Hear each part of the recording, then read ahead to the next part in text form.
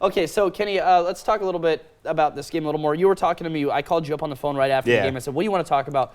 You immediately brought up game state. Kind of explain this to the people and what that means. Yeah, so we've chatted about this a little bit, kind of throughout the years. But one of the things that, it sounds like elementary, but basically you're gonna call plays. You are going to manage the game differently depending on what the score is, what the time of the game is. And I just thought that was so important for Oregon today.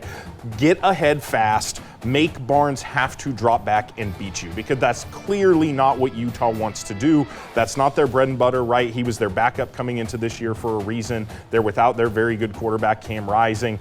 And so their ability to control the game and get ahead, right, was going to really affect Utah in ways that you saw today, right? Utah was trying to dink and dunk even when they were down 20 points, right? And it's just put them kind of in an impossible situation. I've said it a couple times, but this truly reminded me of when Oregon played Colorado and that game night show that we had following that game, where we said, with Oregon, you talk about offense so much, and this really feels like it was all about the defense. They gave up 99 yards on the ground, but I can't remember exactly how much time was left in the third quarter. They showed a graphic that was at 28 yards. They gained a bunch of yards on the ground. Utah did in garbage what time, would you call garbage time. Yeah, 241 total yards. What did this defensive line do that was so tough for Utah at their own home stadium? Yeah, absolutely. I mean, they created a lot of disruption today. I mean, there was a lot of late stemming. There were a lot of little twist games that they were doing, right? You saw, you saw a ton of, edge blitzes, right? Kyrie Jackson off of a corner blitz got a sack today, right? Sparking Evan Williams into the box late like they did there.